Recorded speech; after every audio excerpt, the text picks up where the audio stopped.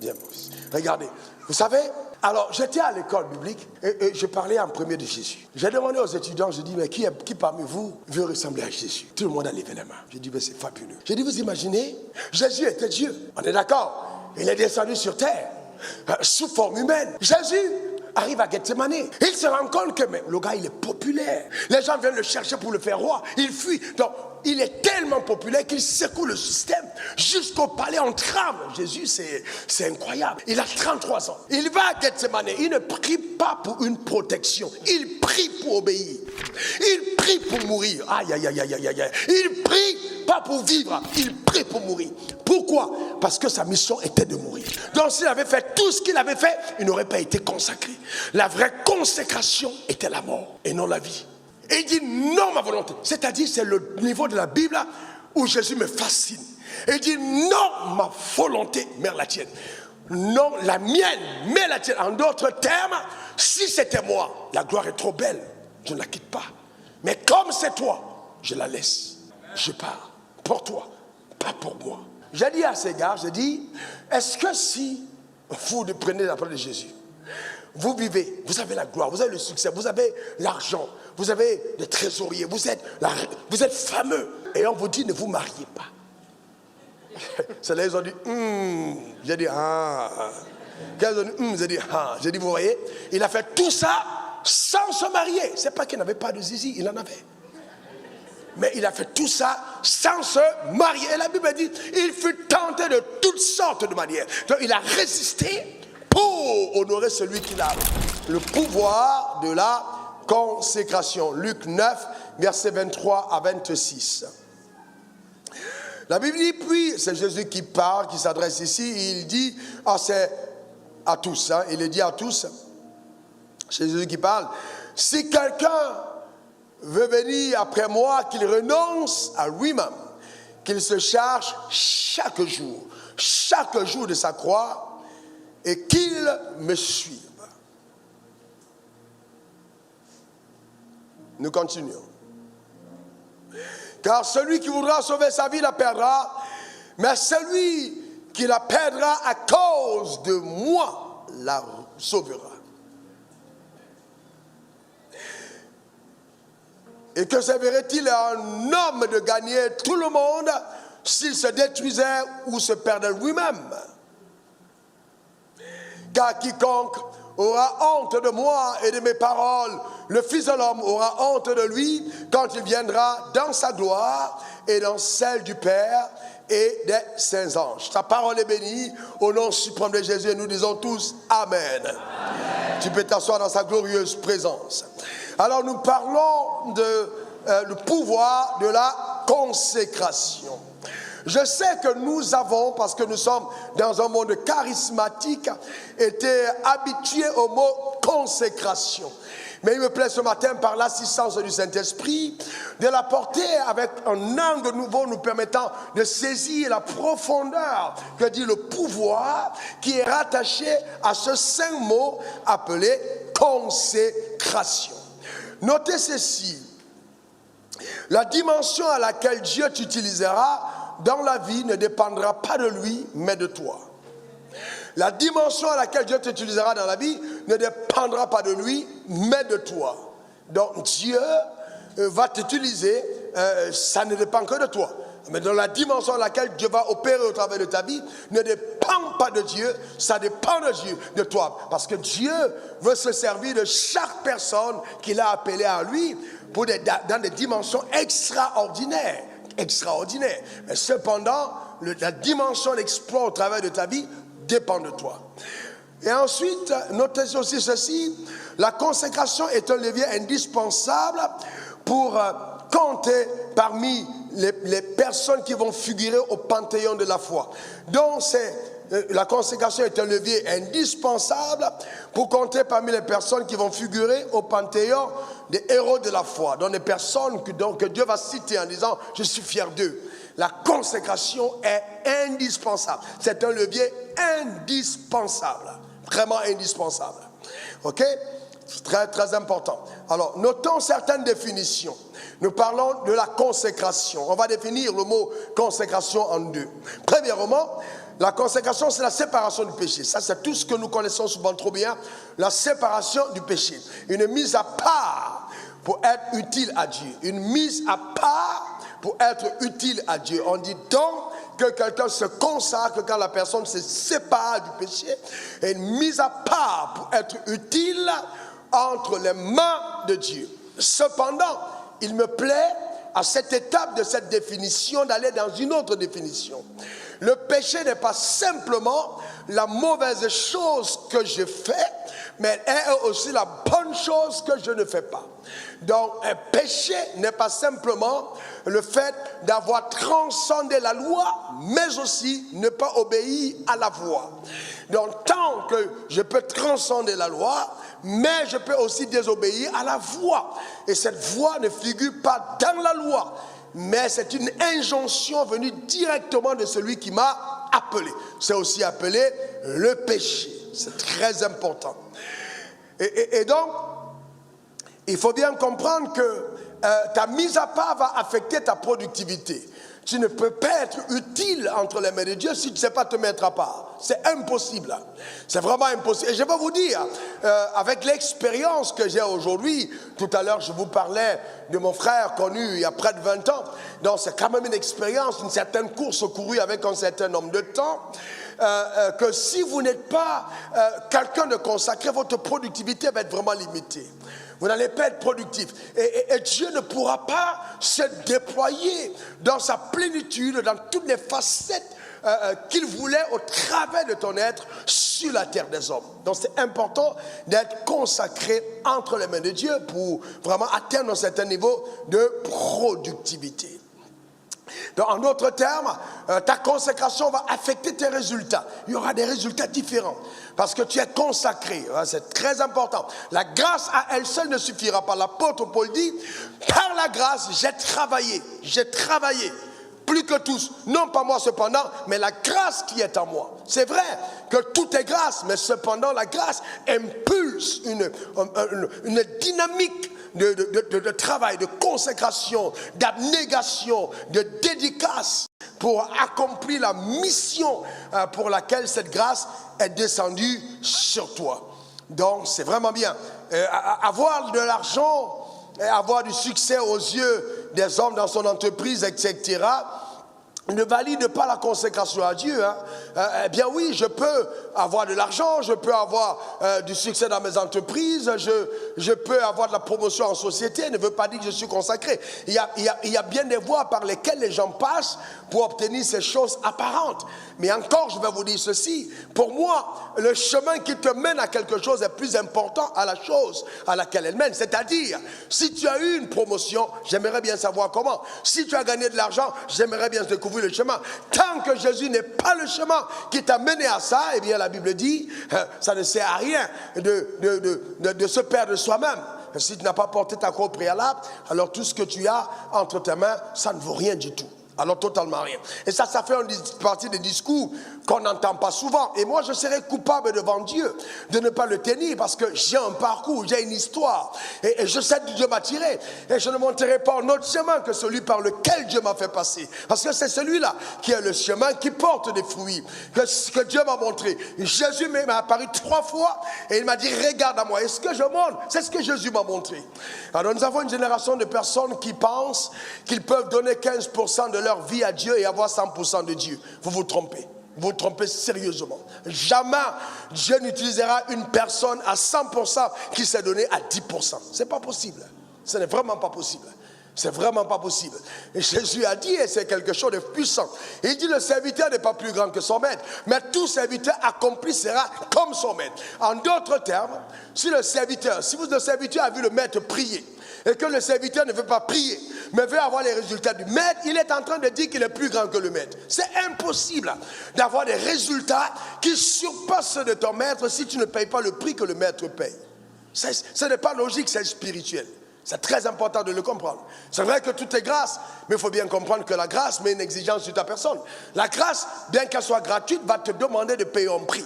Ça, c'est clair et net. Et c'est un prix qui devrait être jouissif de par l'amour de Dieu répandu dans ton cœur par le Saint-Esprit. Donc, c'est vraiment important que chacun d'entre nous le comprenne. Très important. Donc, se consacrer à Dieu, c'est aussi, en deuxième définition, se dédier pour la raison de notre existence, se dédier, se dévouer pour la raison de son existence. Je suis consacré parce que je suis dévoué à la cause, une dévotion, voyez-vous, une dédicace personnelle à la cause pour laquelle je suis né. Et c'est pour ça que Jésus, à l'âge de 12 ans, il dit à ses parents, laissez-moi m'occuper des affaires de mon Père. Donc, le résultat qu'il a, c'est quelque chose de puissant. 18 années d'une consécration, d'une dédicace, à lui-même étudier la parole qu'il est dans les Écritures, à aller poser des questions aux principaux sacrificateurs. 18 années de formation pour 3 ans de ministère. Vous ne pouvez pas connaître un succès remarquable si vous n'êtes pas dédié pour la cause à laquelle Dieu vous a appelé. C'est impossible. Oubliez. Oubliez. Le drame, c'est que dans le monde charismatique, nous sommes séduits par le sensationnel, par les émotions, par la flatterie. Mais soyons des personnes conséquentes et réfléchies. Combien de personnes, par imposition des mains, sont tombées par terre, sont devenues des personnes importantes dans la société? On le voit tous les jours. Ce n'est pas possible. Vous ne réussissez pas parce qu'on vous a imposé les mains, simplement. C'est pas vrai. Parce qu'on vous a mis l'encens d'huile sur la tête, c'est pas vrai. Non. Vous ne réussissez pas simplement parce que vous êtes venu avec votre dîme devant l'autel. C'est pas vrai. Il y a d'autres choses que Dieu demandera et exigera de vous qui vous permettront de pouvoir avoir des résultats quantifiables. Et je vais vous dire que vous devez barrer de votre définition réussie comme les mondains. C'est pas vrai. Que parce que j'ai des voitures, j'ai des maisons, Dieu approuve mon ministère. Qui vous a dit ça? Il y a bien des games, des jeux, des trucs terribles que les gens font pour avoir ce qu'ils ont. C'est pas ce que j'ai qui détermine que Dieu est avec moi ou pas. C'est pas vrai du tout. Alors pas du tout. Sinon les trafiquants de drogue seraient les premiers bénis de la terre. Mais non, ils vont aller, s'ils ne se répandent pas, pourrir en enfer avec tous leurs avoirs. Nous sommes des êtres spirituels. L'or et l'argent appartiennent à notre Père et nous n'allons pas servir Dieu avec les méthodes du diable. Impossible. Si j'appartiens à Dieu, je dois emprunter ses voies, quel que soit le prix à payer. Jésus a dit, si quelqu'un, c'est-à-dire au conditionnel, on n'est pas obligé, il dit si. Donc ça veut dire si quelqu'un veut venir après moi, si c'est ta décision. Si c'est ce que tu veux, alors il dit, tu dois renoncer à toi-même. Donc la première étape de la consécration, c'est la renonciation à soi. Je dois renoncer à moi-même. Mais qu'est-ce que c'est renoncer à soi-même? Renoncer à ses plans, renoncer à ses projets, renoncer à ses objectifs personnels. Parce que si longtemps que ce que je veux atteindre comme objectif ne correspond pas à l'agenda de Dieu, eh bien je ne suis pas dans la consécration. Et il dit dans Ephésiens 2, verset 10, vous êtes mon ouvrage. Ok? Vous êtes mon ouvrage, ayant été récréé en Christ Jésus, pour les bonnes œuvres que j'ai préparées d'avance. J'ai préparé d'avance afin que vous les pratiquiez. Donc, Dieu dit, il a préparé des œuvres d'avance afin qu'on les pratique. Alors maintenant, si tu dis, ok Dieu, c'est vrai, hein, tu as voulu que je sois un grand architecte, mais moi vraiment, l'architecture ne me plaît pas, je veux m'essayer plutôt à la peinture.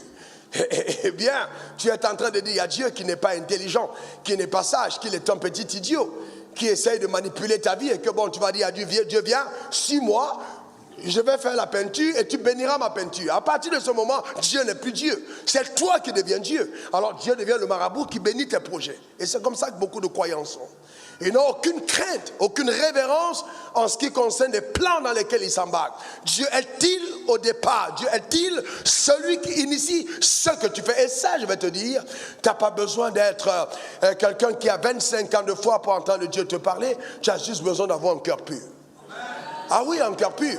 Tu as juste besoin d'avoir un cœur pur. Heureux ceux qui ont le cœur pur, car ils verront Dieu. Donc tout dépend de ta motivation, du battement de ton être. Es-tu en train de servir Dieu ou veux-tu te servir de Dieu? Et ça, au fond de toi, tu devrais avoir parfaitement la réponse. Une réponse claire et tangible.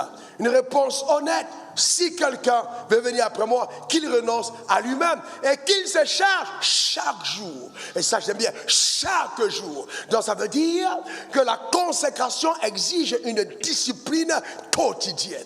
Un rituel de 24 heures. Ce n'est pas une période de jeûne, mais c'est un vécu quotidien. On n'est pas dans l'ancienne alliance, mais dans la nouvelle. Un vécu quotidien. Une consécration par la qualité de mes appels. dans le répertoire téléphonique, consécration dans tous les domaines, dans mon système de pensée, dans mes paroles, une consécration, qu'il renonce à lui-même. Il s'échappe chaque jour de sa croix. Donc il y a une croix quotidienne à porter. Ça veut dire que, en fait, ce que Dieu te demandera de faire doit te coûter quelque chose. Elle doit, en certains moments, produire une forme de pénibilité. Et c'est ce qui est dramatique, c'est que nous avons des croyants aujourd'hui qui ne veulent pas souffrir pour l'évangile, qui veulent être dans leur zone de confort. Amen. Non, non, non, non, non, non, non, non, non. Si quelqu'un veut venir après moi, qu'il renonce à lui-même. C'est chaque jour de sa croix. Chaque jour. Donc, c'est une affaire journalière, de tous les jours. Et si c'est une affaire de tous les jours, je te montrerai 2 choses à faire tous les jours qui vont t'aider. Premièrement, tous les jours, tu dois prier. Alors, écoutez-moi très bien. Écoutez-moi très, très bien. Ok? Écoute-moi très bien. Beaucoup de personnes se leurrent et pensent que le titre est suffisant pour fonctionner dans le royaume. Ce n'est pas suffisant. Vous savez que Jésus lui-même, vous imaginez un gars de 30 ans, puissant gars de 30 ans, puissant dans son ministère quand il le commence, et quand il atteint 33 ans, une popularité incroyable, tellement incroyable et tellement puissante que les gens viennent de partout. Quand Jésus est quelque part, mais c'est une émeute incroyable. Incroyable. Mais la clé de son ministère était basée sur un rituel quotidien, prier. Vous savez, il y a des choses secrètes qui font votre succès public. La prière. La prière. La prière. Vous ne pouvez jamais le faire sans prier. Demandez à Luc quand on a eu la réunion de Mercredi Miracle. Et là, vous savez, il y a des moments, même quand il m'arrive, en toute honnêteté, de baisser un peu les bras en ce qui concerne cette énergie spirituelle à déployer pour une certaine productivité. Alors, je le ressens. Et j'ai toujours dit aux gens, et je le dis encore, je crois au ministère d'intercession, mais jamais je ne mettrai mon ministère, l'église, mon appel sur les épaules d'autres personnes. Parce que Dieu ne les a pas appelés avec moi. Il m'a appelé seul. Donc je prierai pour moi. Je n'ai pas vu Jésus dépendre de l'intercesseur. Les intercesseurs ont dormi quand ils priaient pour sa vie. Donc moi je fais attention. Je fais attention aux intercesseurs parce qu'ils peuvent souvent dormir. Personne ne peut aimer ta vie comme toi-même. Personne ne peut prier pour ta réussite, pour le mandat que Dieu t'a signé comme toi-même. Et je vais te dire encore, même ta femme ne remet pas ton appel sur ses épaules. Oh, moi vraiment, ma femme, elle prie beaucoup, elle prie pour moi. Si ce n'est pas elle, tu devais avoir honte. Parce que je te garantis, si tu continues comme ça, tu peux sombrer un jour. Tu peux sombrer un jour. Tu es appelé à porter ta maison par ta femme. Il faut que tu retrouves ta place. L'homme est la fondation, il est le socle. Est-ce que tu comprends ça? Ta femme peut dormir quand tu pries, mais toi tu dois rester debout. Aucune femme ne respecte spirituellement un homme qui est faible. À un certain moment, ce respect est forcé, mais elle n'a pas d'admiration. Parce que quand elle te regarde, tu es un peu fleque. Tu vois, elle ne sent pas que tu es quelqu'un de consistant. Tu vois? Donc c'est tous les jours. Quelqu'un dit après moi la prière.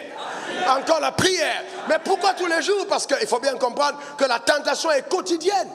Donc je dois prier. C'est quoi ce Matthieu 26, verset 41? Je dois prier quotidiennement. Afin, voyez-vous, de ne pas succomber à la tentation. Donc ça veut dire qu'il y a des épreuves tous les jours. Alors, quelqu'un m'a dit, oui, mais homme de Dieu, mais c'est normal que vous priez tant. J'ai dit, heureusement que nous allons à l'église tous les jours. Mais vous allez en société. Vous êtes dans vos bureaux, où les femmes portent les jupes qu'elles ne portent jamais à l'église. Où elles s'habillent de manière à aller à la chasse à la tête de celui qui a percé. Où elles vont dans les bureaux pour chercher les gars qui viennent d'avoir une promotion. Et toi, tu penses que tu ne vas pas prier, tu vas t'en sortir. Ah, mon ami, tu t'es trompé. Il y a des femmes qui ont dormi au cimetière pendant 3 jours. Parce qu'elle a dit tout le monde, chacun se cherche à Abidjan. Elle a emprunté ses voies. Si tu n'es pas allé dans Hindorabasata, ça peut être très compliqué. Je connais un homme qui s'est retrouvé au Nigeria avec une femme. Il a dit, appelez sa femme pour dire, je ne reviens plus.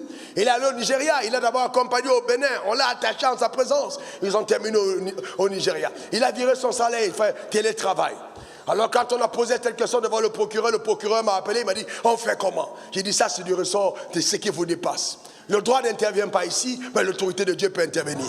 Je déclare sur ta vie que là où la sorcellerie a manipulé, alors que maintenant le cadenas mystique soit ôté au nom suprême de Jésus. Ta manière de dire amen m'embête. Quelqu'un dit quotidiennement, encore quotidiennement, je dois prier. La deuxième chose qu'il faut faire quotidiennement, c'est de te séparer des mauvaises compagnies. Quotidiennement. Je dis bien quotidiennement. N'acceptez jamais dans votre périmètre les personnes qui sont en train de siffler dans vos oreilles des venins de destruction. Vous savez comment la rébellion a commencé? Pas par la rébellion, mais par des murmures.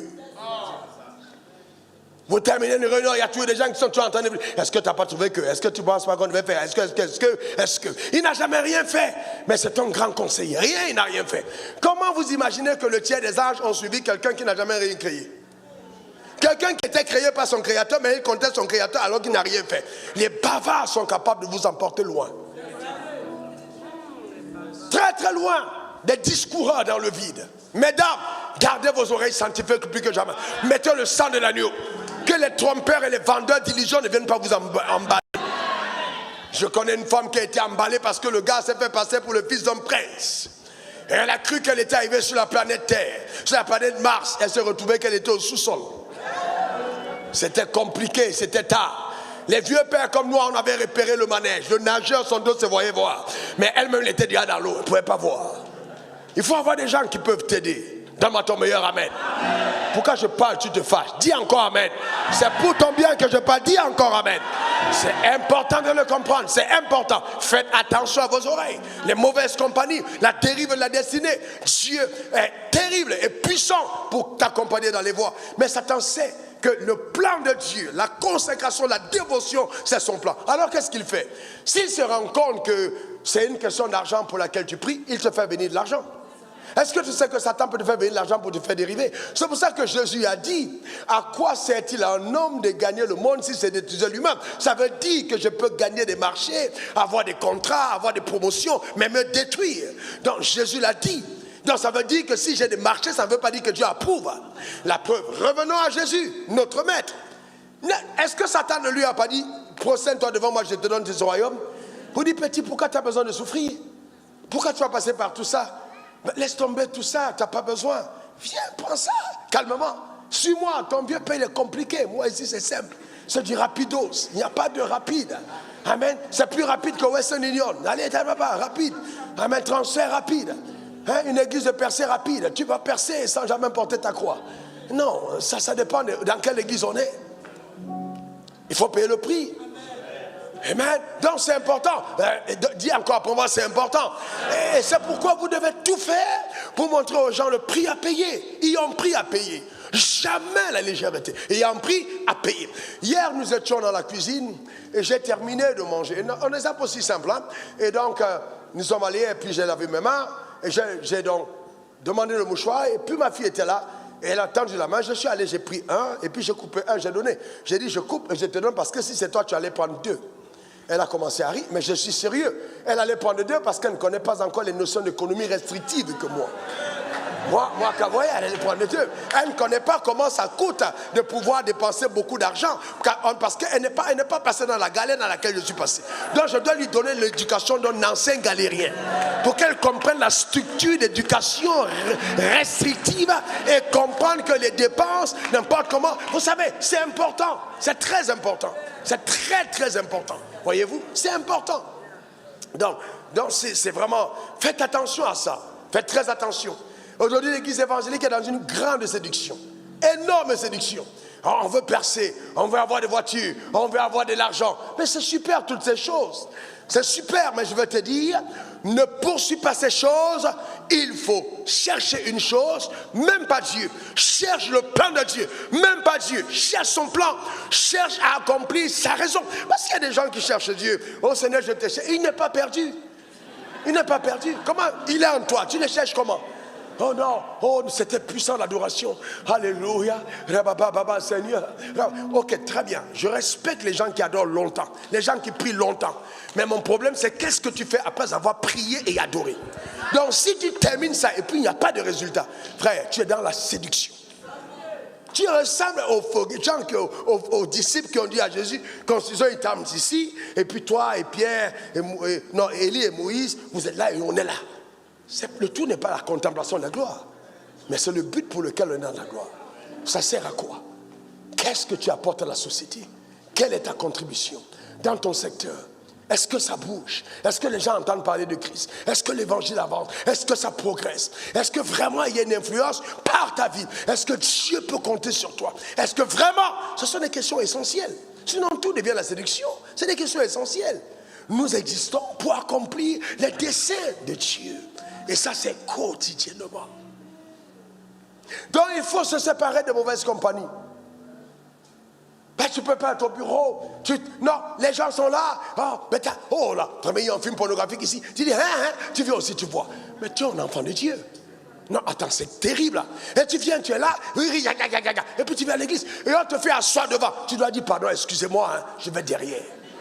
Non, parce qu'en fait, tu ne peux pas comprendre comment ta position de devant est un discrédit jeté à la communauté. Parce que tu es en train de dire que nous sommes des plaisantins.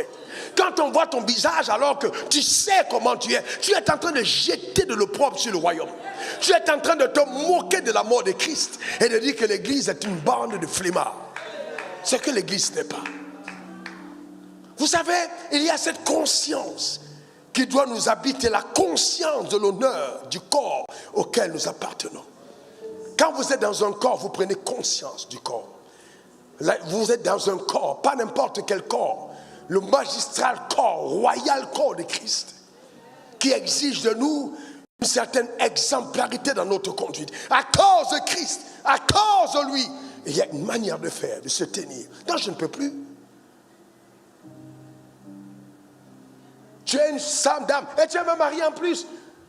Tu es au bureau, tu passes, ton patron tape tes fesses et puis vous riez, tu ris. Après, dit vraiment, mon patron là, il a des mauvaises blagues. Hein? Mais c'est oh mon Dieu. Oh mon Dieu. Tu vois, c'est terrible. C'est horrible. Tu vois, il y a des choses quand même. Parce que la consécration exige une manière de se tenir. Une manière de se tenir. Ce monde est en train de sommer de plus en plus dans la légèreté. Mais il faut un contrepoids des personnes qui disent, nous ne sommes pas de ce monde. Nous n'appartenons pas à ce monde. Même si nous sommes du monde. Nous sommes des filles d'Abraham. Des dignes filles de Christ. Nous ne pouvons pas nous tenir de cette manière. C'est très honorable. C'est très important. Comment veux-tu que Dieu t'utilise si tu ne prends pas cet appel au sérieux? Tu dois prendre au sérieux, frères et sœurs. Ça doit te coûter quelque chose. Il y a un prix à payer que personne ne te séduise. Personne ne te séduise. Je vous donne quelques exemples. Vraiment en toute humilité. On a commencé cette église en 2007. Fin 2007. Bientôt 20 ans, 19 ans, 20 ans bientôt. Est-ce que vous savez que depuis 20 ans, je n'ai jamais été absent à l'église 2 dimanches d'affilée? 3 dimanches d'affilée, c'est jamais arrivé. Alors, 2 dimanches d'affilée, c'est peut-être 3 ou 4 fois depuis 20 ans.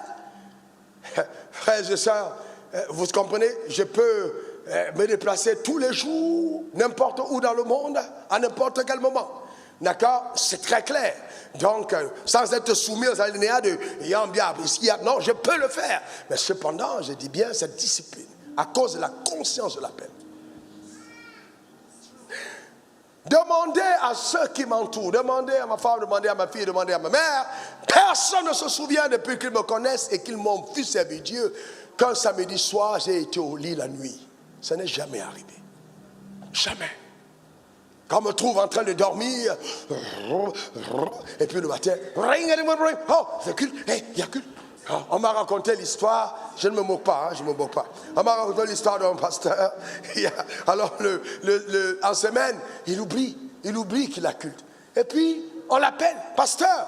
La chorale a dit, il a trop chanté. Il dit, il y a culte, il y a culte. Mon Dieu, il avait oublié qu'il y a culte.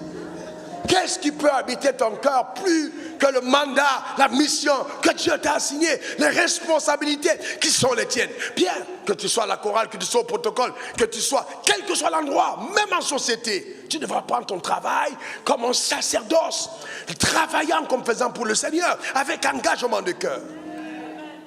Oh non, pasteur, je suis très occupé, je n'ai pas le temps. Vraiment, je n'ai pas le temps. Et tu n'as pas le temps. Tu as un travail que je respecte, tu commences à 8h, tu finis à 18h, et tu trouves que tu es occupé. Et donc, que diront les gens comme nous alors? C'est encore à ce niveau que tu es et tu ne peux pas servir Dieu? Vraiment? Vraiment? Il y a de 8h à 18h, c'est tout ce que tu as comme occupation? Et tu peux pas servir Dieu? Et tout ton temps, qu'est-ce que tu en fais? Tu vois, c'est vraiment incroyable en fait. Ça va demander quelque chose. Si quelqu'un veut venir après moi, qu'il renonce à lui-même. Eh bien, il faut renoncer. Il y a tellement de choses à faire. Et on sacrifice. Amen. Depuis combien de temps ils étaient au mariage hier? J'étais pas au mariage. J'ai bien envie ils ont eu une belle fête, j'imagine. J'ai bien envie d'aller aussi à la fête le soir et puis de manger avec eux les soirs. Mais on est samedi soir et dimanche matin, et il y a un pléthore de personnes. Tu as invité ton ami, tu as invité ton patron. Viens à l'église, on va écouter la parole de Dieu. Et moi, je suis à la fête le soir en train de discuter le Michu avec les invités. Comment est-ce possible? C'est pas possible. Je ne peux pas. Même si je veux, je ne peux pas. Bon, l'exigence du fait que je suis un homme de Dieu ne me permet pas d'être à la fête à 23h, à minuit, et puis courir le matin. Non, c'est pas possible. Je dois me mettre à part pour respect de celui qui m'a appelé et ta vie. Dans le fait que tu rentres brûlant de cœur, engagé, passionné, béni, ce n'est pas accidentel. Et on prie qu'on paye. Il faut que ta vie puisse impacter la vie de quelqu'un d'autre. Qu'un prix soit payé. Donne-moi ton meilleur amen. Ce n'est pas normal. Ce n'est pas normal. Il faut qu'un prix soit payé. C'est important.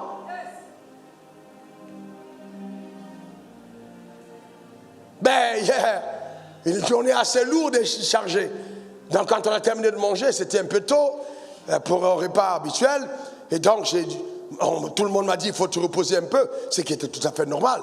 Il faut reposer le corps, Jésus même s'est reposé. Mais quand je suis entré dans mon bureau pour commencer à travailler, je commençais à prier.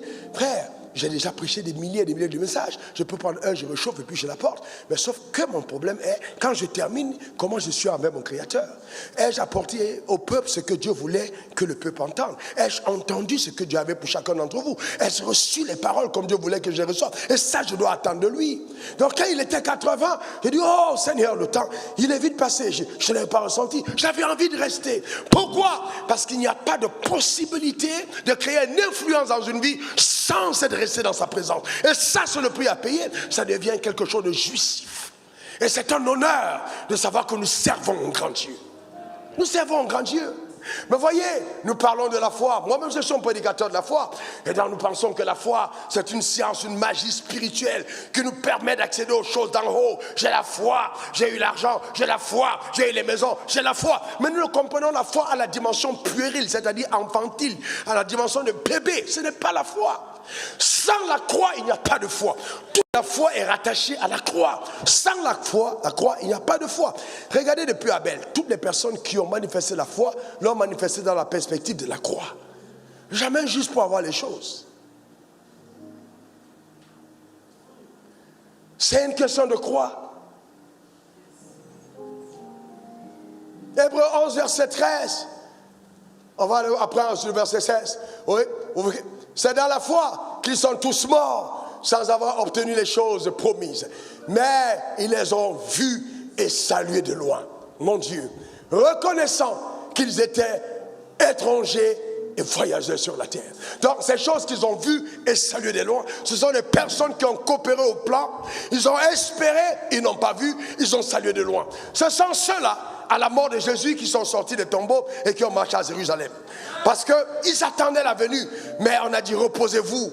C'est vrai, vous attendez, mais reposez-vous. Saluez sa venue de loin. Quand il viendra, on va vous réveiller. Vous savez, il y a des gens qui payent un prix énormissime pour l'évangile. Un prix puissant. On a des populistes sur Internet. On a des gens qui payent des prix terribles, là, qui ne sont même pas connus des gens, mais qui payent un prix incroyable. Vous tremblez quand vous entendez le sacrifice que les gens consentent. Ce n'est pas ce que je vois aujourd'hui. J'avais 26 ans quand la carte mise sur le mur de ma chambre, j'étais en Sierra Leone et j'étais en train de dealer avec Dieu pour savoir est-ce que Dieu m'enverrait. Je n'ai pas choisi la destination Côte d'Ivoire. Jamais de la vie. Jamais. Je voulais aller ailleurs. En fait, si on me demandait, je ne serais pas venu en Côte d'Ivoire. Pourquoi? Ça me semblait trop grand pour un si petit garçon comme moi. Ce n'était pas possible que je vienne ici. Alors j'ai entendu Dieu dire Côte d'Ivoire. C'était une pleine nuit où je parlais en langue. Seigneur, je vais où? Il dit Côte d'Ivoire. J'ai dit waouh. Alors je continue de prier, Côte d'Ivoire. Et puis quelqu'un d'autre, ailleurs, me dit, j'entends Dieu me dire que là, la voix que tu entends là, c'est la voix de Dieu. Ah, vous comprenez? Donc, j'ai dit ok. Il me dit, mais cependant, je ne vais pas t'utiliser si tu ne me donnes pas ta famille comme offrande, sacrifice devant l'autel. Je ne peux pas t'utiliser si tu n'es pas séparé de ta famille. Moi, je ne savais pas ce qui allait arriver. Mon père, commissaire de police, était encore en vie. Ma mère aussi. Mais je ne savais pas que... Et mon père avait cru déjà. Et je l'ai conduit à l'évangile très tôt, après ma nouvelle naissance. Mais ma mère, non, pas encore. Mais je ne savais pas que mon père partirait après. Et que j'allais être désigné chef, le responsable de toute la grande famille. Mais Dieu me dit, donne-moi la famille en sacrifice sur l'autel. Alors j'ai dit, Seigneur, oui, j'accepte. Mais cependant, je voudrais te supplier que personne ne meure sans te connaître. Et j'entends Dieu me dire, je suis d'accord. Donc vous voyez, ce que j'ai demandé à Dieu, ce n'était pas l'argent. Et le temps me manque pour vous dire que Dieu m'a forcé pour me bénir matériellement. Je n'ai jamais demandé l'argent à Dieu. Jamais de la vie. C'était parce que je voulais. Je voulais Dieu. Je voulais sa puissance, je voulais son notion, je voulais prêcher. Et puis, demandez à Chambak, quand je le voyais, je vois les paralytiques marchent, les aveugles qui entendent. Dans notre voiture, ma conversation était, dis-moi, quel est le levier que tu actives? Comment ça se passe? Les choses de Dieu m'ont toujours fasciné, de voir Dieu travailler par les gens. C'est ce qui me fascine. C'est pas tant les voitures et les maisons, c'est pas tant ça. C'est des choses, bien, c'est important, hein, mais c'est pas ça. Voyez-vous? Et donc 2 semaines plus tard, ma mère était devant la télé, elle est tombée sous la puissance de Dieu, elle est née de nouveau. Et Dieu m'avait donné le signe que notre alliance marcherait et que ce serait bien. J'ai baptisé mon grand frère et l'évangile a commencé à avoir une percée sérieuse et redoutable dans la famille à partir de cette alliance. Ma femme, ma grande sœur est mariée à un pasteur. Elle-même sert Dieu en tant que pasteur. Dieu a commencé, mais tout part d'une alliance secrète conclue par un jeune homme dans sa chambre, dans un pays étranger, disant « Seigneur, si tu le veux, je le fais. » Voilà le prix. Vous voyez? Donc il y a ça. Dans verset 16, regardez, regardez verset 16. Et c'est par la foi qu'Abraham offrit Isaac lorsqu'il fut mis à l'épreuve et qu'il offrit son fils unique, lui qui avait reçu les promesses. Donc alors, j'entends les gens dire, oh, moi je suis un père dans la foi. Regardez tout ce que j'ai. Le père dans la foi, ce n'est pas ce que tu as, c'est ce que tu as donné. C'est pas non, j'ai ces envies. Mais l'évangile t'a coûté quoi? Il y a des gens qui ont souffert pour l'évangile. Il y a des gens qui ont laissé leur vigueur, leur vitalité, leur force, leur énergie, leur réputation, leur sueur, leur sang, leur nuit pour l'évangile. Souvent même les enfants, parce qu'ils payent un prix. Mais tu dis, ouais, j'ai ça, je suis... Non, frère, non. Abraham ne s'est jamais inventé de ce qu'il possédait.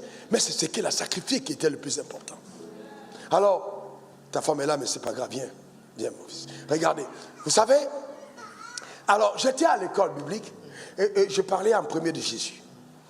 J'ai demandé aux étudiants, je dis, mais qui parmi vous veut ressembler à Jésus? Tout le monde a levé les mains. J'ai dit, mais c'est fabuleux. Qui veut être comme Jésus? J'ai dit, fantastique. J'ai dit, vous imaginez, Jésus était Dieu. On est d'accord? Il est descendu sur terre, sous forme humaine. Bon, Jésus arrive à Gethsemane. Il se rend compte que mais, le gars, il est populaire. Les gens viennent le chercher pour le faire roi. Il fuit. Donc, il est tellement populaire qu'il secoue le système jusqu'au palais en tremble. Jésus, c'est incroyable. C'est justement incroyable. Il a 33 ans. Il va à Gethsemane. Il ne prie pas pour une protection. Il prie pour obéir.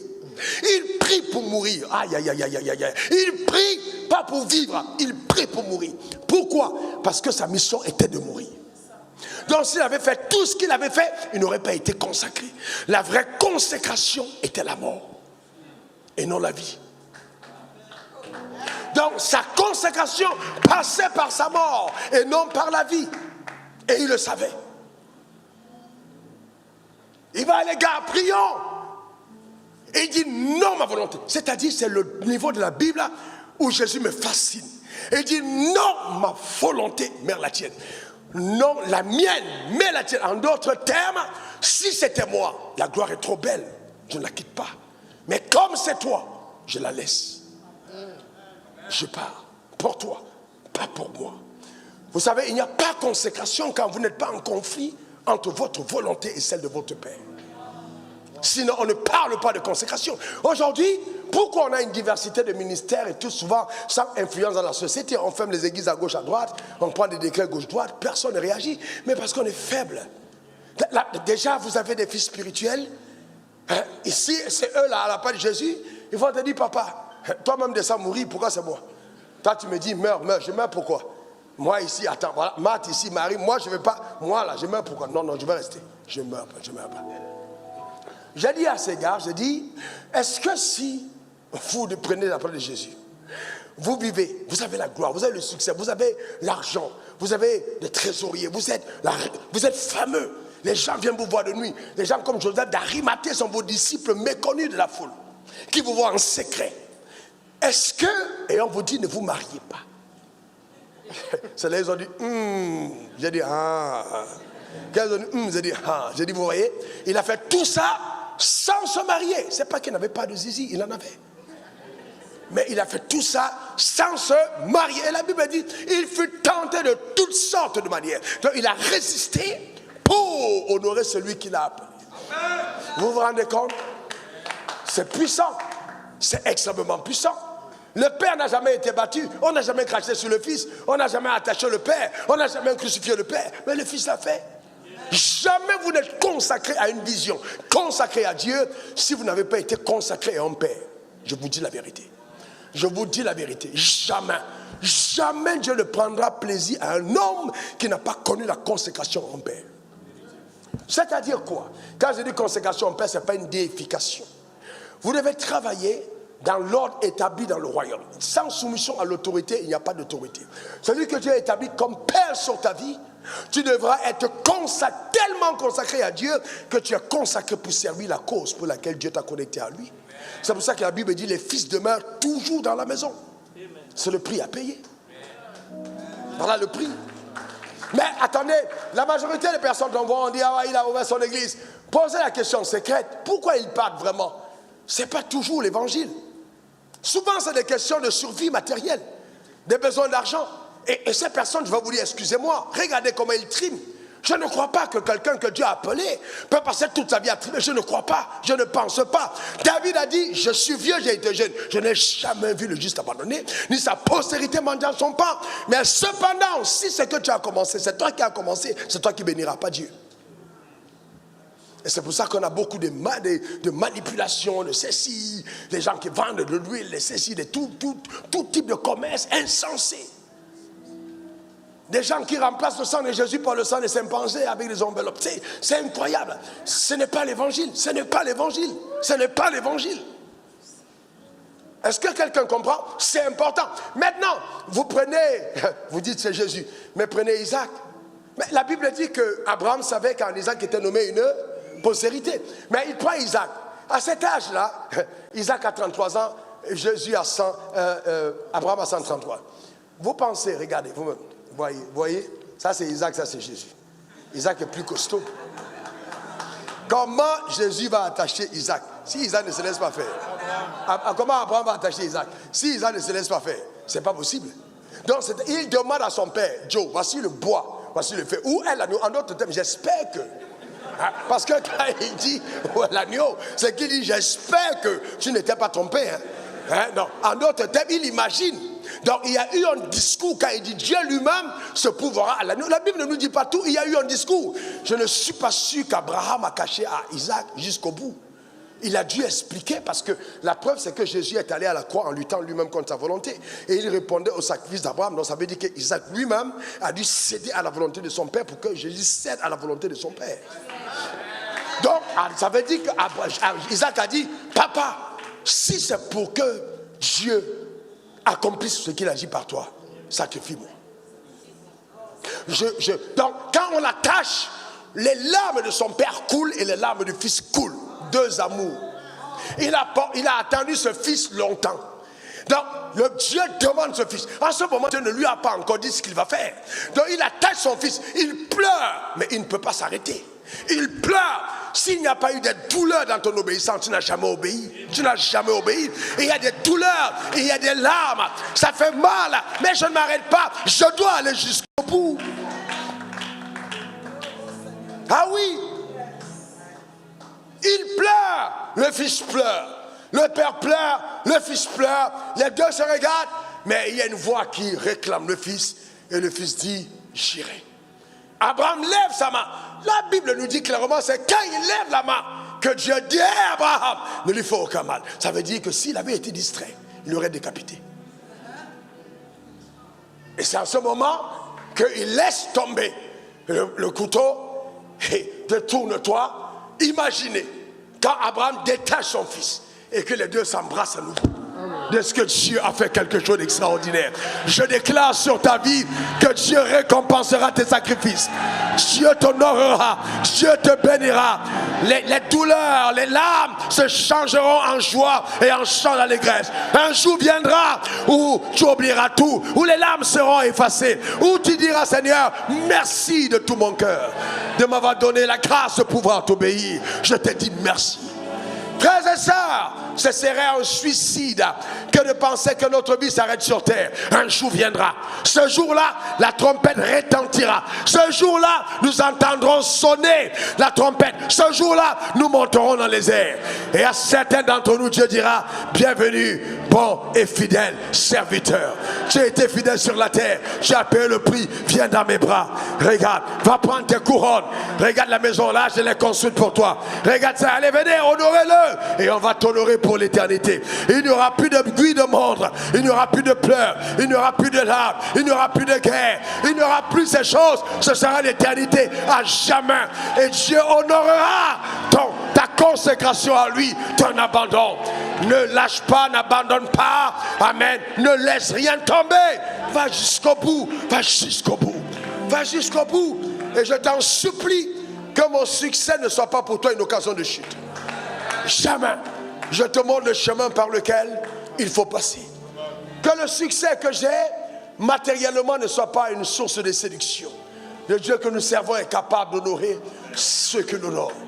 Et jamais n'essaye de te débattre, de te battre pour comme essayer par toi-même de donner les moyens qu'il te faut matériellement pour obéir à celui qui t'a appelé. N'oublie pas que l'argent et l'or obéissent à sa voix. S'il te plaît, serre-le. Serre-le. Serre-le avec ton âme. Serre-le jusqu'au cri, aux larmes. Serre-le avec passion. Serre-le dans la faiblesse de ton être. Serre-le avec tremblement. Serre-le en lui avouant, même jusqu'aux faiblesses de tes entrailles. Serre-le en ne cachant rien à ton Créateur, sachant que toute chose concourra pour ton bien. Écoute-moi attentivement. Il arrivera des moments où tu auras l'impression que Dieu t'a oublié parce qu'une épreuve s'est levée. Mais je veux te dire que Dieu n'abandonne jamais ce qu'il a appelé. Tu vas prier pour que Dieu te sorte de l'épreuve, mais il laissera l'épreuve parce qu'il ne voudra pas de sortie de l'épreuve, mais il voudra être avec toi dans l'épreuve. Il veut être avec toi dans le feu, comme il a été avec Daniel, Shadrach, Abednego. Il veut t'accompagner en prison, comme il a été avec Joseph. Il ne t'épargnera pas cette douleur, mais il sera avec toi dans la douleur. Parce que ça fait partie d'un plan qu'il a préconçu pour faire quelque chose d'extraordinaire. Dieu est juste quelqu'un vraiment d'impensable, d'inimaginable, de puissant et de grand. Jamais. Tu es assis au milieu des grands, d'autres se tournent vers d'autres dieux, d'autres adorent d'autres dieux, d'autres se font. Mais écoute-moi très bien, tu as fait le bon choix. Jésus, c'est le meilleur des choix. Jamais tu ne regretteras d'avoir choisi celui qui détient les clés de la vie. Celui qui détient les clés, c'est lui, Jésus. Jamais tu ne regretteras. C'est quelque chose d'incroyable et de puissant que de s'abandonner entre ses mains. Vous savez, alors les gens, ils regardent à l'apparence, ils regardent à distance. Oh, homme de Dieu, je veux que tu m'impactes, je veux que tu m'impactes. Impose-moi les mains, impose-moi les mains. Je veux avoir ta grâce. Frères et sœurs, penses-tu que les impositions de main te priveront du port de ta croix? C'est encore là une absurdité. C'est encore là une véritable séduction. Je sais que la faveur t'accompagnera. Je sais que des choses vont se passer. Mais je veux te dire, il n'y a pas un autre chemin qui va te donner de ne pas connaître toi-même certaines douleurs, certaines épreuves, certaines difficultés. Ça fait partie du lot. Si on a fait ce bois vert, qu'en sera-t-il du bois sec? Mais quelle joie intense. Oh, quel bonheur exquis Oh, quelle saveur gracieuse que de savoir être seul avec celui qui t'a appelé. Parce que tu passes par des moments compliqués. Je voudrais te parler de cet avantage de la consécration. La première des choses, c'est l'amitié avec Dieu. Ah oui, l'amitié. L'amitié. Dis après moi l'amitié. Encore l'amitié. Que c'est beau d'être complice avec Dieu dans des moments difficiles. C'est trop beau d'être complice. Vous savez, vous allez voir que je ne réponds jamais sur Internet. Je n'ai pas le temps pour ça. J'ai un complice qui est avec moi dans des moments d'adversité. Je n'existe pas pour essayer de me donner une certaine définition de moi. Il y a quelqu'un qui justifie ce qu'il a appelé. Donc, frères et sœurs, je suis focalisé vers une seule chose, accomplir le mandat divin. Ça, c'est le plus important. Quand je suis arrivé en Côte d'Ivoire, le responsable qui avait été nommé, parce qu'on a trouvé que j'étais très jeune dans l'organisation, m'a accueilli et la première phrase qu'il m'a demandé, m'a dit comment tu vas faire pour vivre parce que nous ne sommes pas prêts à te payer, on va te donner 15 000 francs CFA par mois.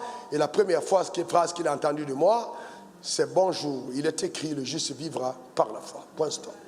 Ça paraissait arrogant, mais que voulez-vous que je dise face à une forme d'insolence et de violence de propos pareils pour un jeune qui répond à l'appel de son Dieu? Je dis clairement qu'il est écrit le juste vivra par la foi. C'était tout. Et ce n'était pas facile. Mais qui vous a dit que ça va être facile? Non, non, ce n'était pas facile, je le garantis.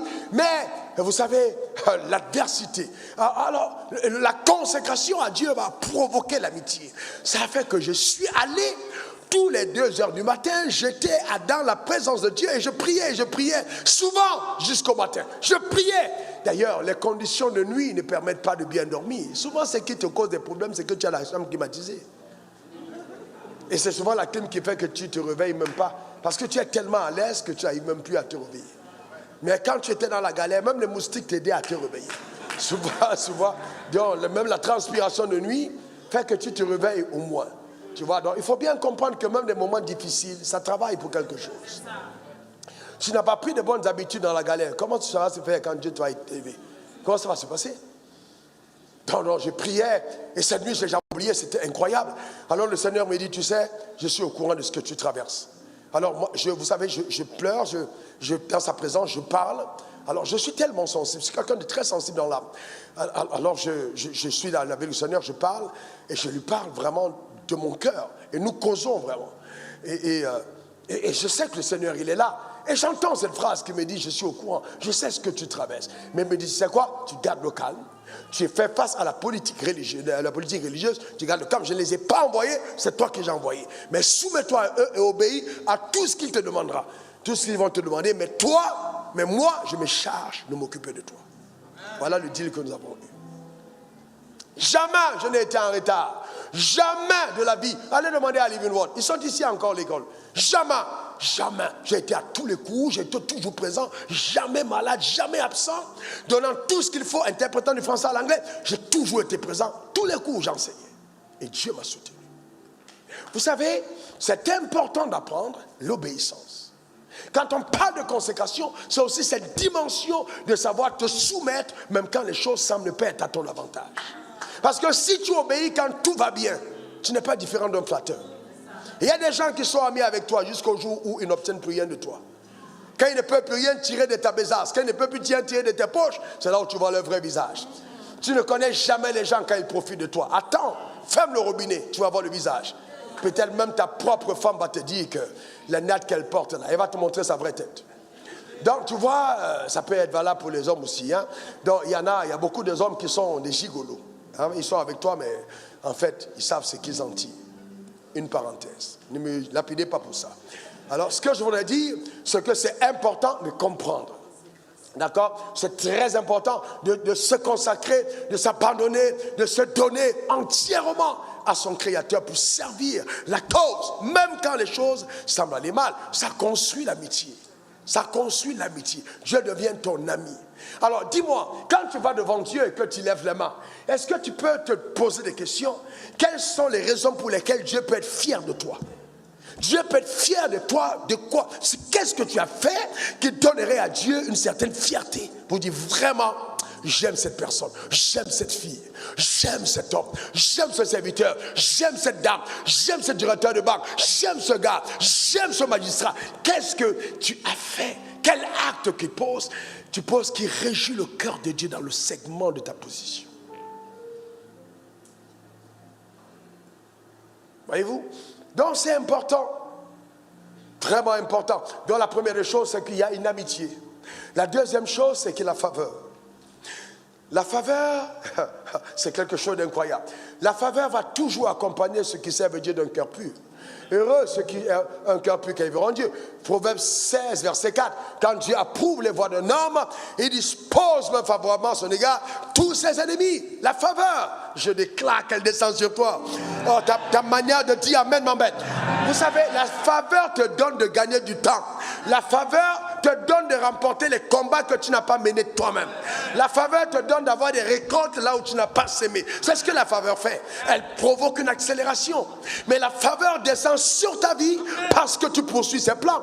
Nous lisons ce texte de Proverbe 6, verset 7, mais on ne lit pas souvent Proverbe 16, verset 4, qui est justement l'origine de Proverbe 16, verset 7. L'Éternel a fait toutes choses pour un but, même le méchant pour le jour du malheur. Et puis c'est maintenant après qu'au verset 7, on dit, quand Dieu approuve les voies d'un homme. Donc si tu poursuis ce pourquoi Dieu t'a conçu, ce pourquoi Dieu t'a créé, la faveur t'accompagnera. Donne-moi encore ton meilleur amen. Frères et sœurs, j'ai des entreprises partout ou presque sur cette planète. Mais frère, ma femme vous dira, c'est incroyable les connexions. J'ai jamais forcé les portes. Jamais forcé les portes. Jamais. Les personnes les plus extraordinaires sont rentrées dans ma vie autant marquées par le ciel. Dieu les a envoyées sans présentation, sans audience. Dieu crée une connexion. Et je sais que c'est le ciel. Pourquoi? Parce que tu ne peux pas servir Dieu et la faveur ne t'accompagne pas. Impossible. Quand j'ai eu le Dieu dans mon cœur qu'il fallait déménager. Parce que j'étais à Soleil. Et puis j'avais des voitures garées dehors. Et en un moment, un ami est venu, il m'a dit, tu sais bro, on fait des affaires ensemble, je sais ce que nous gagnons. Mais honnêtement, tu n'honores pas Dieu avec ça. Regarde ça, regarde tes voitures dehors, regarde le quartier, c'est pas digne de toi. Faut que tu te déplaces. Et je sentais que Dieu était en train de me parler. Il dit, il faut que tu partes. D'ailleurs, beaucoup de personnes savent que tu es ici, il faut te déplacer maintenant. Je sentais que c'était Dieu.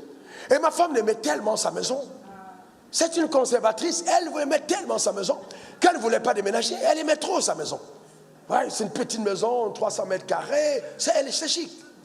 Tout douillet, fantastique, agréable. Et donc je suis allé, j'ai dit bon maintenant je vais au Golf 4. J'ai commencé à marcher au Golf 4 et j'ai commencé à péter le quartier et à prophétiser. Je veux une maison à cet endroit. On m'a dit c'est pas possible, avoir un terrain ici c'est presque incroyable. J'ai commencé à regarder les maisons. J'ai dit même s'il faut acheter, je veux une maison. J'ai prophétisé, ma femme m'appelle, mais t'es où? Je dis non je suis au Golf 4, elle dit oh vraiment toi là, ok, elle raccroche. Mais je suis en train de marcher pour prendre possession. Pour raccourcir le témoignage, c'est incroyable. Quelques temps plus tard, c'est pas au film Nigeria, ça c'est Divine Wood. Quelques années plus tard. Voilà qu'un ami arrive chez moi, il voit ce qu'ils ont, il me dit oh mon gars, est-ce que tu n'as pas envie de déménager d'ici? Est-ce que j'ai dit si, mais je cherche un terrain. Il dit oh, j'ai un terrain au Golf 4, j'ai un terrain de l'autre côté. Et j'ai dit ok, ben on y va. Il va à 2500 mètres carrés. Il m'a dit écoute, ça te plaît? J'ai dit oui. Il dit bon. Écoute, je l'ai eu à 100 millions. À l'époque, redonne-moi mes 100 millions, tu prends le terrain. Le terrain vaut plus d'1 milliard. Authentique, c'est pas qu'il n'a pas besoin d'argent. Mais sauf qu'à cet instant, c'est ce qui s'appelle la faveur. Ce n'est pas explicable. Il appelle sa femme, il dit, le terrain ici c'est à Wafo. Il n'y a pas de discussion. Sa femme dit, ok, si c'est à lui, on va donner le terrain. 100 millions de francs CFA. On arrive aux impôts, je multiplie par 5. Les impôts disent, vraiment, le pasteur est en train de mentir, il ne peut pas avoir ça à 500 millions. J'ai dû aller demander à un notaire d'aller expliquer que le pasteur ne ment pas. Mais je vais payer quand même la pénalité. Mais le pasteur n'est pas un menteur. Parce que c'est comme ça qu'on garde le nom de pasteur à Abidjan. Donc, ou bien sur la terre, parce qu'on dit j'ai menti. Je ne veux pas qu'on mette mon nom parmi les menteurs. Je ne suis pas un menteur. Je dis la vérité. Est-ce que quelqu'un comprend ça? C'est très important. D'accord? Et puis c'est bof. J'ai eu le terrain. Ouais. Donc, quelqu'un va venir, ouais, mais comment il a fait? Tout autour, ce sont les têtes couronnées. Mais ça s'appelle la faveur. Je déclare un vent de faveur sur ta vie. Donne-moi ton meilleur amen. J'entends cette phrase. Tu verras ma riche bonté avant de quitter la terre des hommes. Encore, je vous dis, ça ne vient pas de moi. C'est une phrase que j'entends de l'Esprit. Tu feras ma riche bonté avant de quitter la terre des hommes. Que cette grâce t'accompagne au nom suprême de Jésus. Donne-moi encore ton meilleur amen. Jamais tu ne regretteras le choix de Dieu. Tu as fait le meilleur des meilleurs des choix. Oh, donne-moi ton meilleur amen. Et tes enfants jouiront de ton intégrité, de ta fidélité, de ta consécration, de ton abandon dans les voies du Seigneur. Donne-moi encore ton meilleur amen. Qu'il en soit ainsi à ton égard. Qu'est-ce que Dieu ne peut pas faire? Qu'est-ce que Dieu ne peut pas accomplir? Alors quand des choses pareilles arrivent, ça garde ton cœur dans l'humilité, ça garde ton cœur dans les voies de Dieu. L'une des choses qui arrive par la consécration, c'est l'humilité. L'humilité, le fait de rester humble. Mais je suis souvent estomaqué de voir les gens faire beaucoup de bruit pour si peu. Tellement de bruit, d'agitation pour si peu. Non, il y a tellement de choses à venir. Il y a tellement de choses que tu peux encore conquérir. Il y a tellement d'espace à gagner. Il y a tellement de marchés. Il y a tellement de dimensions dans lesquelles on peut monter. Pourquoi faire tant de bruit pour si peu? C'est pas possible. Pour si peu. J'ai fait exprès de dire pour si peu. Alors tu as 7 millions de salaires par mois, 15 millions de salaires par mois, 20 millions, excuse-moi, pour si peu. C'est pour si peu. Je peux donner bien plus que ça. C'est pour si peu. Alors maintenant tu commences à dire, ouais, bah, vraiment j'ai pas assez de temps. Mais tu sais vraiment et tout. Non, reste calme. Tu n'as pas besoin de changer ta voix. Reste calme, reste toi-même. Mais reste toi-même. Est-ce que tu comprends? Ne te dénature pas. Sois toi-même. Salue tes frères. Ris avec tes sœurs. Sers à l'église. Si tu chantais, continue de chanter. Tu dansais, continue de danser. Tu priais, continue de prier. Ne quitte pas le groupe d'intercession parce que tu penses que tu es trop élevé pour prier. Quand tu étais petit, Dieu t'a élevé. Pourquoi tu veux changer aujourd'hui? Voilà le drame et la malédiction du monde francophone. Dès qu'on est petit, on fait tellement de vacarme. C'est triste, frère. C'est triste. Si vous saviez jusqu'où Dieu est capable de donner à ceux qui lui gardent le cœur intègre. Si vous saviez. Dieu m'a dit en 1995, j'ai jamais oublié ce jour. Il m'a dit, fils, mes yeux parcourent la terre et je cherche un homme à qui je peux faire confiance. Je cherche un homme à qui je peux faire confiance. Le vrai problème, c'est est-ce que Dieu peut te faire confiance? J'ai pris un de mes fils ici, j'ai balancé, j'ai dit accompagne cet autre fils dans cette entreprise-là. Et puis bon, je n'ai pas assez de temps, on va t'occuper de ça. Pour peu qu'il ait eu un salaire de 3 millions, 3,5 millions. Mais Joe, c'était incroyable. Hein? La démarche a changé, la manière de truc. J'ai dit, hé, Joe, c'est quoi ça? Le cœur même, tu vois les attitudes. Attends, quelqu'un prend un chèque, il signe. Tu n'as pas peur, 500 millions, il donne, il dit faites l'affaire. Toi, tu veux derrière, tu t'agites. Mais le gars qui a signé 500 millions, tu sais ce qu'il y a derrière pour te donner 500 millions. Pourquoi tu t'agites avec trop? Mais les gens ne réfléchissent pas. Dis Satan, va-t'en, Satan, va-t'en, Satan, va-t'en. Il faut rester calme, reste calme. Souvent, c'est parce que tu parles que les gens ne te considèrent pas. Tu fais tellement de bruit. La femme est assise à côté de toi, elle voulait même t'aider. Elle voulait te donner un bon marché. Mais maintenant, tu te lèves, tu commences à dire vraiment, je suis puissante, je viens de signer un contrat de 25 millions. Alors qu'elle voulait te donner 3 milliards. Elle dit, ah, elle a encore 25 millions. C'est bon, c'est pas elle. Il faut souvent te taire. Hein? Parce que la Bible dit, l'insensé, quand il se tait, il paraît pour sage. Il faut te taire. Fais pas beaucoup de bruit. Quelqu'un dise après moi, faveur. Quelqu'un dise humilité. Quelqu'un dit santé. Ah, c'est quelque chose que la consécration fait. Ça s'appelle la santé. Que Dieu te maintienne en bonne santé. Alors Dieu est en train de guérir quelqu'un avec un mal dans son corps et soit la santé divine au nom suprême de Jésus. Je n'ai pas dit la guérison parce que 1 Pierre 2 verset 24 dit par les mérites de Christ, nous avons été guéris. Reçois la santé. Maintenant, tu ne mourras pas de cancer. Tu ne seras pas détruit par ce mal. La santé divine est dans tes membres. Donne-moi ton meilleur amen. Dis encore amen. Révérend est avec moi depuis le début de cette église. Avant même qu'on ne soit église, quand on était encore simplement une simple... Et je ne vous ai pas prié au deuxième culte, je vous ai déjà présenté. Ouais. Alors, simple cellule. Quand il a ouvert son premier cabinet d'avocat, c'est moi qui lui ai dit, Hervé, c'est quoi cette histoire? C'est quoi tu restes avec ton collaborateur? Prends le chèque, va, ouvre ton chèque, ouvre ton cabinet. Ouvre. À l'époque, il m'a donné 25% n'est pas dans sa boîte. Il m'a dit, va, j'ai dit, ouvre le cabinet, c'est quoi ça? Mais tu n'as pas, travaille. On est ensemble depuis très longtemps. Enfin, il faut lui demander, quel jour on a dit, le pasteur n'est pas à l'église parce qu'il est malade. C'est jamais arrivé. Tu es en train de dire, ça va arriver, tu es vaincu. Ça n'arrivera pas. Non, la personne n'est pas ici, elle est en ligne. Ça n'arrivera pas. Donne-moi ton meilleur amen. Amen, c'est clair et net. Ton corps ne peut pas servir Dieu et la maladie trouve l'espace. Il n'y a pas d'espace pour la maladie. Ta manière de dire amen m'embête. Il n'y a pas d'espace. Donne-moi ton meilleur amen. Il n'y a pas d'espace. Je crois que c'est Exode 20, verset 7. Mettez le texte Exode. Je crois que c'est ce texte. Regardez ce qu'il dit ici. 23, 25. Vous le servirez l'Éternel, votre Dieu. Et il bénira votre pain et vos eaux. Et j'éloignerai la maladie du milieu. Mon Dieu. J'éloigne. Au nom suprême de Jésus, donne-moi ton meilleur amen. Non simplement toi, mais ta femme, ton mari, tes enfants, bénis, comblés, protégés, la santé divine, au nom suprême de Jésus, donne-moi ton meilleur amen. Dis encore amen. La maladie est éloignée du milieu, elle n'a pas d'espace, elle n'a pas d'espace. J'ai une alliance de santé divine. Donne-moi ton meilleur amen. Tu dors chez moi malade, tu es opéré la nuit et la santé t'est accordée à cause de la grâce de la maison. Je vis dans une ambassade, tu es un ambassadeur. On a une immunité contre toutes les attaques des puissances ennemies. Donne-moi ton meilleur amen. Dis après moi, je suis en bonne santé. Professe, je suis en bonne santé. Déclare, je suis en bonne santé. Établis, je suis en bonne santé. C'est ton partage.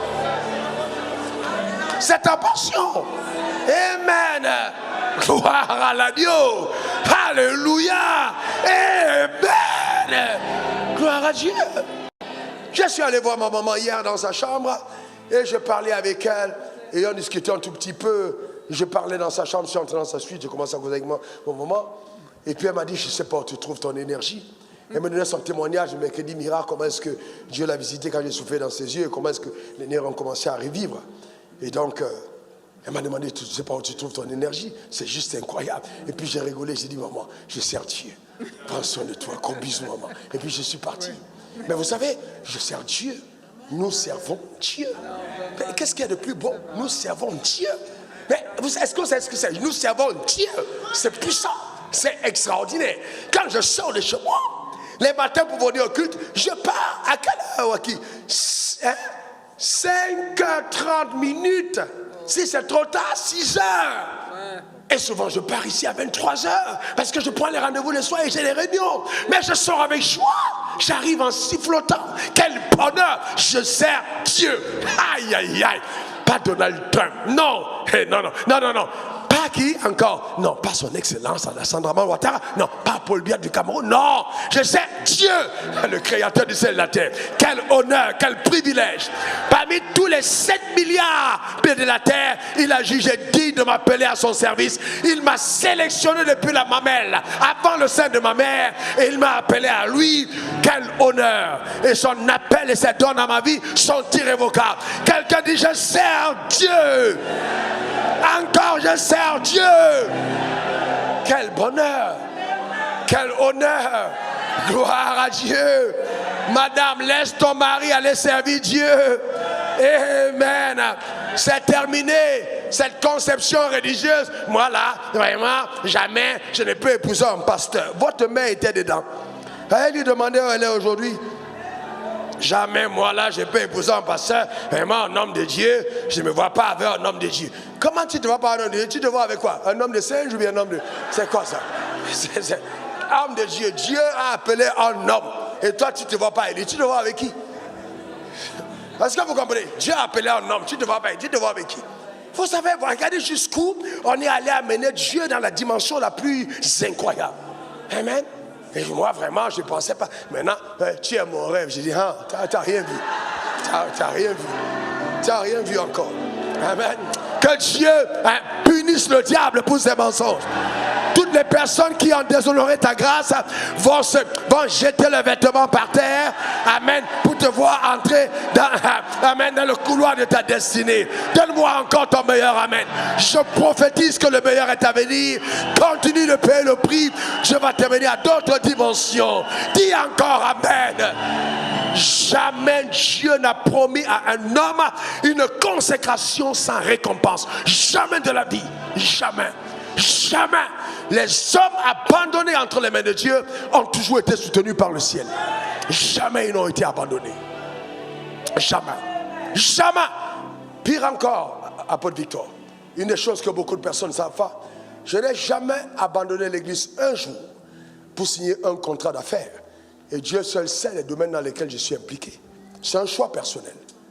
Je suis appelé prédicateur de l'évangile, enseignant la parole de Dieu. Une grâce excellente m'a été faite. Je suis un homme d'affaires, c'est vrai, mais pour servir la cause de la prédication. Donc jamais, alors jamais. Jamais de la vie, jamais. Tous les rendez-vous doivent avoir lieu à une période où je ne suis pas appelé à la prédication de l'évangile. Jamais je raterai un dimanche pour aller signer un contrat. C'est même pas possible, ça n'arrivera pas. C'est pas possible. C'est vrai, ce n'est pas possible. Impossible. J'ai vu Dieu bénir quand on dort. J'ai vu, tu dors et puis Dieu te bénit. Comment je vais aller? C'est pas possible. Les gens, ouais, j'ai un ami, j'appelle, j'ai dit, bon, bro, concentre-toi sur l'œuvre. Quand il dit, ouais, mais c'est parce que Dieu t'a béni. Maintenant, j'ai dit, frère, tu étais avec moi au début, tu as vu. Je t'en supplie, fais le travail de Dieu. Je vais te montrer comment ça marche. Ne poursuis pas, ne va pas à l'inverse. L'argent va te fuir. Pas vers Dieu. Qu'est-ce que Pierre a pu pécher quand il est allé à la mer? Rien. Est-ce qu'il a pu pécher? Rien. Vous devez comprendre que même la richesse obéit à ta consécration. Quand il a fui, il est parti à la mer. Les poissons ont dit, hey, attention les filets des rebelles, fuyons, fuyons. Partout. La mer était un problème. Sous les eaux, les poissons fuyaient. Mais dès que Jésus a dit, jette ton filet, dès qu'il a dit, j'obéis à la voix, je réponds à l'appel du maître, les gros poissons ont dit aux petits, restez à côté, cette affaire, ça nous concerne. Et c'est eux qui sont entrés sous les filets. Mais je sens l'Esprit de Dieu me demander de prophétiser et dire que quelqu'un est en train de signer les gros contrats de sa vie. Quelqu'un est en train de signer les gros contrats de sa vie. Quelqu'un est en train de signer les gros contrats de sa vie. Par la consécration, donne-moi encore ton meilleur amen. Oh, que la paix de Dieu soit avec toi. Amen. Dis encore amen. Que Dieu bénisse ton âme. Que Dieu bénisse ta vie. Et que sa paix soit ton partage. Dis encore amen. Dieu t'accordera aussi la productivité et le succès dans toutes tes entreprises. 2 Timothée 2, verset 20-21. Tu vas noter, on ne va pas développer. Productivité, le succès dans les entreprises, ça vient par la consécration. Oui, parce que quand on est consacré, on a l'exactitude de l'excellence. On a les détails de la précision. On a Dieu qui envoie les hommes qu'il faut. Dieu qui envoie les personnes qu'il faut. Dieu qui te donne les détails qu'il faut. Parce que ça vient de la consécration. Si tu n'écoutes pas Dieu, comment tu vas faire? Comment tu vas faire?